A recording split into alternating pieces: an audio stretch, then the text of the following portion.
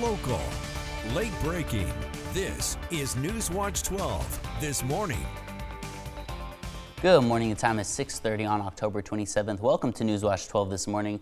But first, you're taking a live look at South Medford from the Compass Hotel. I'm Danny Stepanovich. But first, we want to turn over to Storm Tracker Total Meteorologist Sarah Kress. Sarah, what can we expect today? Yeah, this morning we can expect a very cold start to the morning, also tracking some areas of fog. But here's a look out at South Medford from the Compass Cam. Another look, we are seeing some more of those low clouds develop. And also, we didn't see too much fog a little bit earlier, but we're starting to see a little bit more of those impacts to visibility. Plan for some extra time on your commute. Where we're really seeing that is into our west side valley. So Medford, visibility about 2.5 miles. Sexton Summit not looking great. Also, we do have a dense fog advisory in place until 9 a.m. this morning, where visibility could be under about 1/4 mile. So do just plan for some extra time on your commute. Slow down and make sure you're turning on those low beams. Now, we also do have a frost advisory in place for areas over west side. Now, with that being said, we might not see those temperatures drop quite as low this morning due to those low level clouds, but where you're definitely seeing those cool temperatures, very cold I should say, is into Siskiyou County, where we do have that freeze warning in place until 9 a.m. And taking a look at those temperatures, it's rather brisk. We have 25 into Klamath Falls, 18 into Christmas Valley. Areas east side is definitely where it is the coolest this morning. Now into your west side valleys, right now we're at 40 into Medford, 41 for Grants Pass. Other areas are into the 30s, like Ashland is into lower 30s this morning. But in Northern California, we have 30 for Montague, along the coast 40 for Brookings. So definitely just bundle up today. And those high temperatures aren't even expected to warm up that much either. Still going to be on the cooler side today, making it up into the upper 50s for the Rogue Valley. So this morning, expect a chill start to your day, even by lunchtime, only into the mid 40s. You're going to want to wear some warmer layers, maybe a sweater today. And I definitely recommend, if your area is east side, a winter jacket is going to be necessary. So in general, we are expecting conditions to be drier today, with skies a little bit brighter into your afternoon and evening. After we do see those clouds break up a bit in those areas of fog, kind of improve throughout your morning. But here's a closer look at those high temperatures. We have 58 for Medford, Grants Pass at 59. East side is going to be where we're seeing those coolest temperatures today. Only 47 for Klamath Falls. Along the coast, Brookings expected to be a little bit breezier as well. Now into the next few days, we are expecting temperatures to rebound a bit closer to normal into your Tuesday and Wednesday. But we do have a front that is going to move through overnight into your Tuesday into your Wednesday, and that brings the possibility for some light showers. But it's not looking like a washout what we saw over the weekend. So I'll have more details on the days ahead and a closer look at your Halloween coming up in just a bit. Thanks, Sarah. Let's move into our top stories. As SNAP benefits temporarily pause on November 1st, that leaves many Oregonians bracing to find new ways to put food on the table. Food banks say they're bracing for increased needs, stretching every dollar and calling on the community for help. Volunteers all over Southern Oregon are coming together to help these food banks and pantries prepare, including Representative Pam Marsh, who has a history in food assistance. I was director of the Ashland Community Food Bank, and what I came to really understand is that food is fundamental. You may have other issues in your life that you need to deal with, but when your stomach is making noises or your kiddo is unfed, you can't do anything until you take care of that issue. In anticipation of an increased need, food banks across the Rogue Valley are asking for donations, specifically canned goods, pantry staples, or monetary support to help feed local families through the coming weeks. To find a nearby food bank, visit the Oregon Food Bank Food Finder or head over to our website at kdrv.com for more information.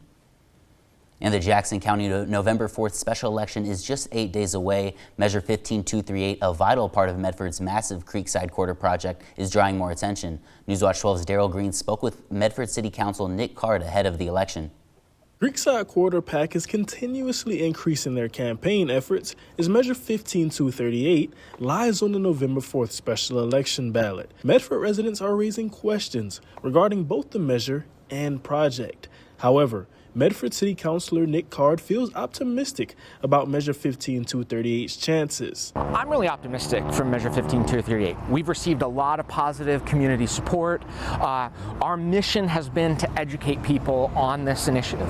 A lot of people think, oh, this is a property tax. This is not a property tax. Additionally, Card addressed questions regarding the timing of the project's campaign efforts, with the special election rapidly approaching. One of the challenges that I hear from a lot of people is wrapping your head around the entirety of all of what is Creekside Quarter. And so one of the things that I try to encourage people to remember is that what 15238 is all about is a tourism tax on lodging to pay for a conference center. Card also addressed voters who question whether Measure 15238 will lead to taxes on residents in the future. There's a lot of different funding levers that we can pull that don't require us to go to the voters. The Creekside Quarter project and Measure 15238 continue to see mixed reviews ahead of the November 4th election. But City Councilor Nick Card remains confident.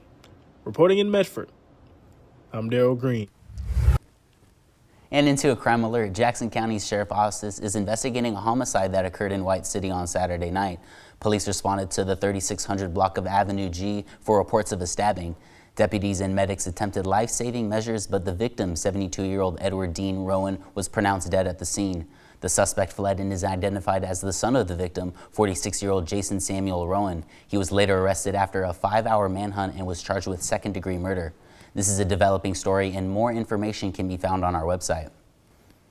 And a burglary suspect has been arrested in Klamath Falls after multiple businesses were robbed earlier this month. 29-year-old Anthony James Hurd is believed to be connected to burglaries at 6 different local businesses. Hurd was captured on Friday after a short-foot pursuit and was transported to Klamath County Jail. Officials believe he may not have acted alone and are asking for those with possible information to contact the Klamath County Sheriff's Office. And the Phoenix Police Department is focusing on safety along the Bear Creek Greenway by increasing patrols and using new strategies to keep the area safe. Officers have been working with other agencies like Oregon Department of Transportation and Jackson County's Greenway Deputy to enhance safety along the Greenway.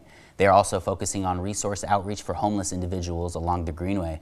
They are asking those in the community to report any concerns or feedback to their non-emergency line. And statewide, the Oregon Department of Environmental Quality issued 14 penalties in September, tallying more than $1.6 million. The fines range from just under $6,000 to more than $1 million. Violations include improper asbestos handling, stormwater permit issues, and wastewater discharges. The largest penalty, more than $1 million, went to Stella Jones Corporation in Sheridan for violations related to water quality, hazardous waste, and spill cleanup. The city of Sweet Home and a Lebanon-based company were also fined. And into a money alert, gas prices continue to drop in Oregon. An average gallon of gas will cost you $3.94 today, dropping 8 cents from last week and 30 cents higher than this time last year. Regionally, expect similar prices. In Jackson, you'll pay $3.82 at the pump. Josephine slightly higher at $3.85. For Klamath, Lake, and Curry, expect to pay $3.92. And as gas prices drop nationwide, you'll be paying more to fuel up on candy this Halloween. According to Nielsen data, candy is 10% more expensive this year. High cocoa prices also have an impact, meaning even smaller fun-sized chocolates and less cocoa content in your favorite treats. In 2024, Americans spent $7.4 billion on Halloween candy, which means trick-or-treaters beware. I'm more scared of the prices this year than the vampires and ghosts. Here's some tips on how you can save this spooky season.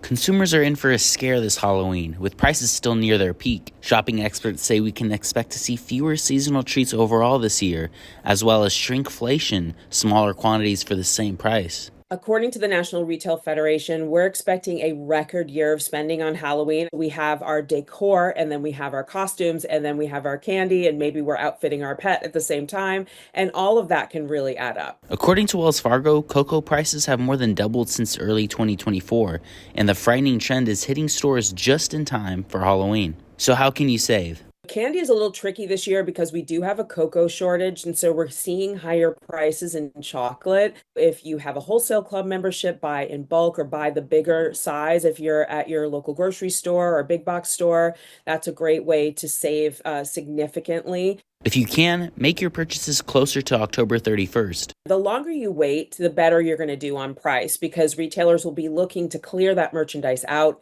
Anything holiday themed, specifically for Halloween, they're going to be wanting to move that merchandise. Consider a secondhand costume. If you go to your local Goodwill or Salvation Army or a consignment store in your town, especially with costumes, those costumes are only worn once, twice, and so they're going to be in great shape and deeply discounted. And you can often find secondhand decor in these stores as well. So that's kind of a fun way to jazz up your home for Halloween on a budget. Or get creative. DIY is a great way to create a fun costume, and you could use Pinterest or YouTube for inspiration.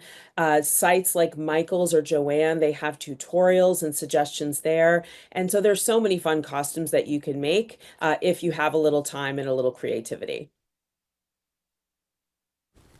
And it's next month. Join Southern Oregon University on Saturday, November 1st from 12 to 2 at the farm in Ashland to cut back our marigolds and share them with the community. It's free admission and visitors can make their own marigold garland and learn how these flowers help farms. Marigold flowers don't just look pretty, they protect plants, attract bees and butterflies, and keep our soil healthy. Around the world, these golden blooms symbolize joy and remembrance from Dilwali to Dia de los Muertos. And it's only the beginning. I remember in the summertime we were wishing for chillier temperatures, and now that they're here, I don't know, I'm not a big fan, but this morning you're definitely going to need an extra layer. If you're east side, especially 17 at the Christmas Valley, you're going to want to wear a winter jacket heading out. And we're tracking some areas of fog as well into our west side valleys this morning. Now into the next few days, temperatures will rebound back up, being on the warmer side for your Tuesday and Wednesday, and we are tracking the possibility for some rain overnight into your Tuesday and Wednesday morning, but I have more details on your drier week ahead coming up in just a bit. And still ahead this morning, we're learning more about a possible